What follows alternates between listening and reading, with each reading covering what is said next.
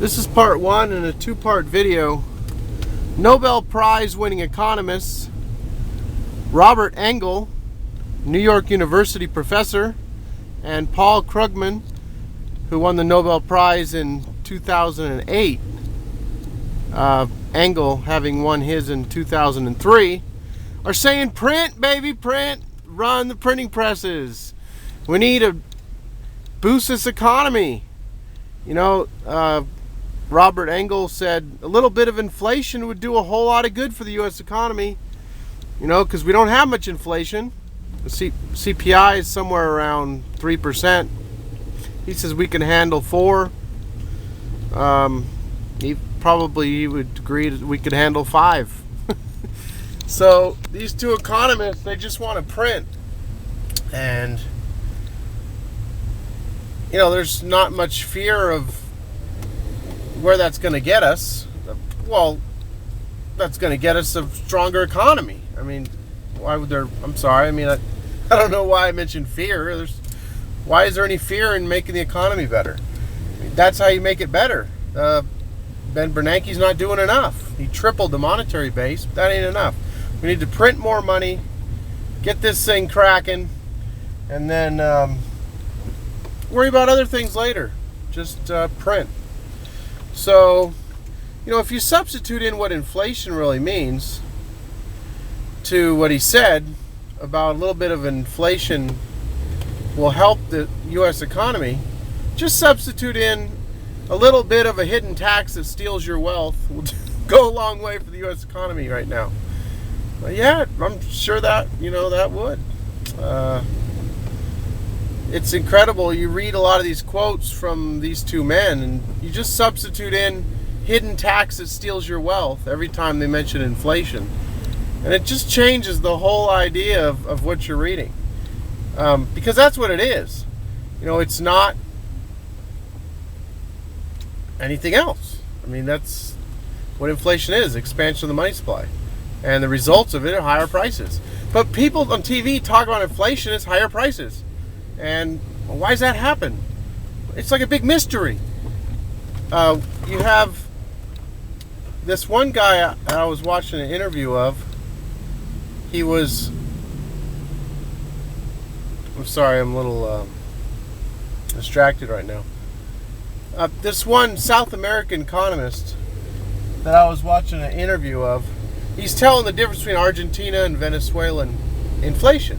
You know, because Venezuela has the highest inflation in the world right now, around 25-30%. And Argentina's is, I think they claim it's 12, but independent agencies say it's like 25 also.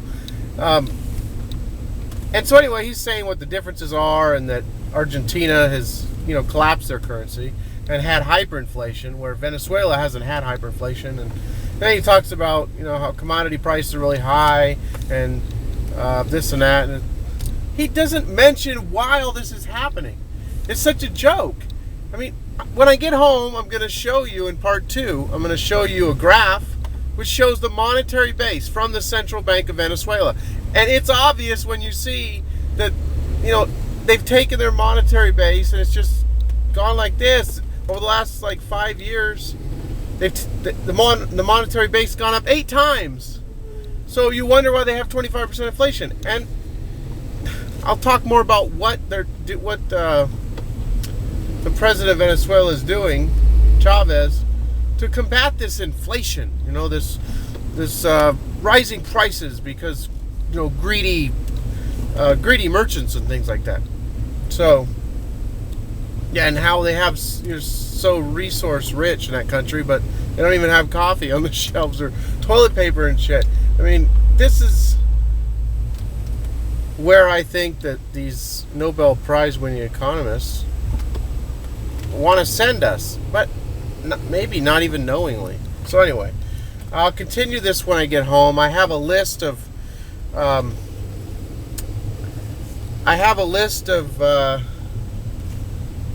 commodity prices that I've looked at, and I looked at myself and how much my income's risen and versus all these other commodities across the board, and I explain more about what's going on with the CPI.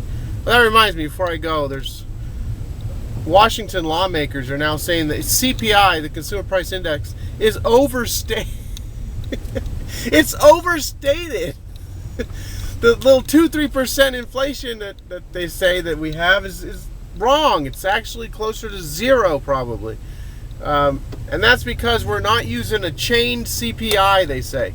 We need to use a chained CPI, which makes substitutes, because when things get more expensive, people use other items, which are cheaper. And they're not figuring that into the CPI, so, it's not fair. You need to start figuring it correctly. Because they probably don't believe there's any inflation at all, which in their mind is rising prices. And, it's quite obvious there's rising prices, but not for them, because they don't look at food and energy. The things we use the most, those are too volatile. They go up and down too much, so they don't even use those. So anyway, when I get home, All-Star rents.